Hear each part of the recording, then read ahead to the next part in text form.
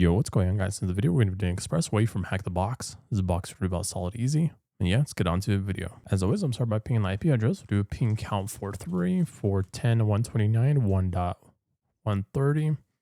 And we do get a response back from the server. Some sort of mmap scan. So we'll do mmap -sc for default scripts as enumeration. We'll scan out ports in the IP. Doing this, I'll do -v verbose.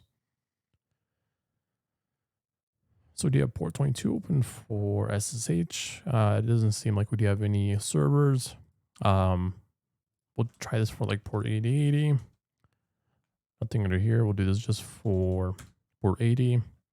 And we don't have anything for any HTTP or HTTPS for 443, right? Looking at port 22, we have port 22 for SSH. I'm doing netcat -nv. We'll do this on port 22. And you'll see that we do have the banner. We can also SSH into the server. And we do yes. And we do need a required password for root. So look at this. Well, it doesn't seem like we do have anything. I'm going to start by checking and scanning for UDP. So I'll do an mmap. I'll just do Control-Shift-O. So do mmap -su for UDP. So we're switching from TCP to UDP. I'll do port 500 for the IP address for 10.129 1.30. And we do have port 500 open for UDP for ISA KMP.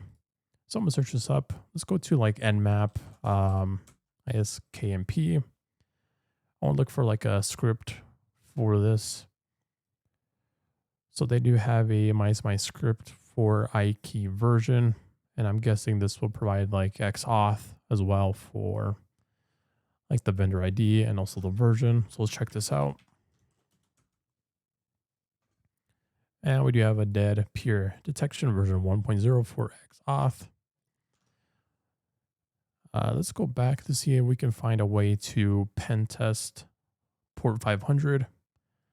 We do have some helpful commands that can help us. We can do an ikey scan. We can also do a mice aggressive for allowing us to we have details for the ikey version, also for additional details. And this seems like this is going to be a VPN configuration. So do aggressive. We'll do this against the IP address for 10.129 1.130. You press her on that.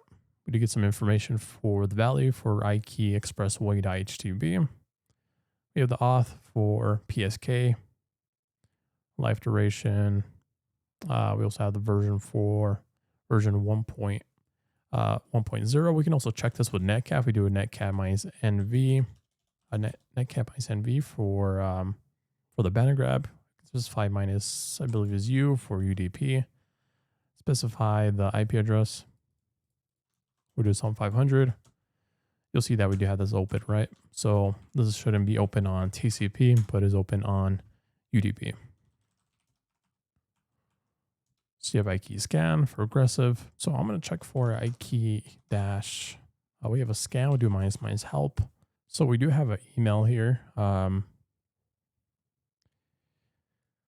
We have the minus ID for the option for the identification value, which I'm guessing is going to be for ID type. For the ID, we can put the ID for, we have an email address, I believe, for this value for ikeyexpress.htb. So I do ikey scan. We'll do a -a. We'll do it for 10.129 for the IP address for 1.130. We'll do a minus ID, which we did see on the for when we did run the help command. Specify the value, which is just going to equal to ID expressway.htb. We'll do -p for the file. We'll do a file.txt, and we can specify compressor on that. Now we do have the key. So we do have the PSK parameters for the key. So you can copy this command or this hash, put this into a hash.txt. So I'll do PSA -crack. We'll specify minus help. You have minus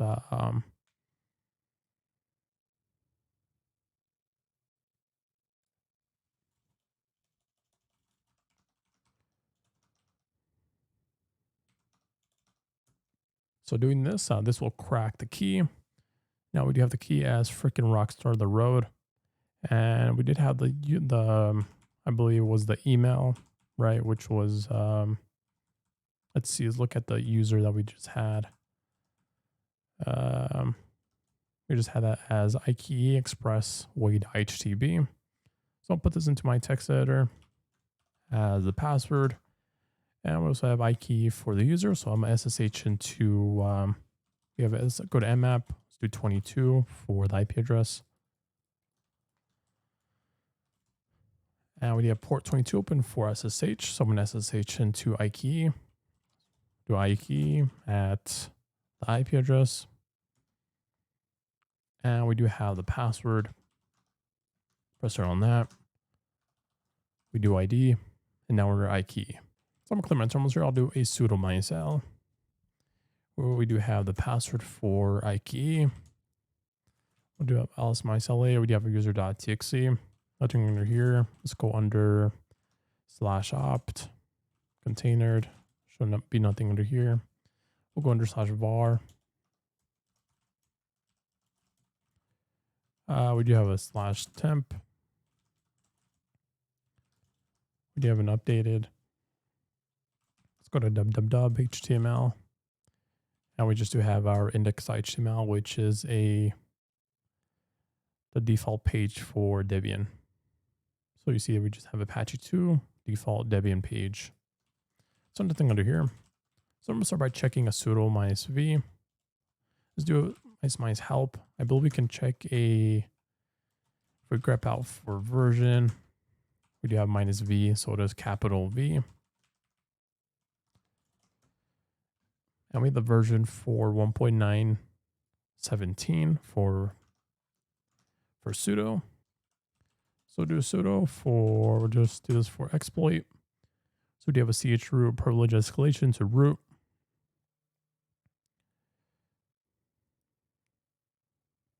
So we do have a GitHub POC. I believe this is to trigger the exploit.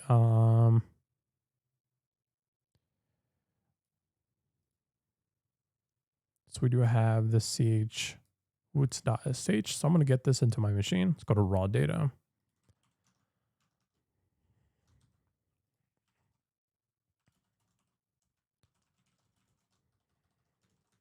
And now we do have our sudo ch root.sh. I want to go dev shm. We'll wget from the IP address for, we'll do port 8021 for the sudo ch root.sh. Python 3 881. Press it on that. Do chmod +x for sudo. Go to sudo. We do ID. Now into root. So we can go back, ls-la, and cut our root.txt, right? Let's go into root. Concede into root, and cut our root.txt. So looking back, we just ran the script. Let's look at the script a little bit. So this is running a CMD for variable for bash. Basically just doing some escaping the commands to safely execute the C string literal. It's setting a, I guess it's going into this C and then compiling it, I bet. Changing directories to /root. Setting the UID and also the GID for root for both 0. And that explains why we should have root, right? If we do ID, you'll see now we have the groups, the GID and also the UID for root. And it compiles it and then just simply runs it. I guess once it is compiled, it does run that sudo -r root, and that gets us root. You can go back and cut a root.txt. Well, guys, if you're enjoying the video, like, subscribe, and I'll catch you guys in the next one.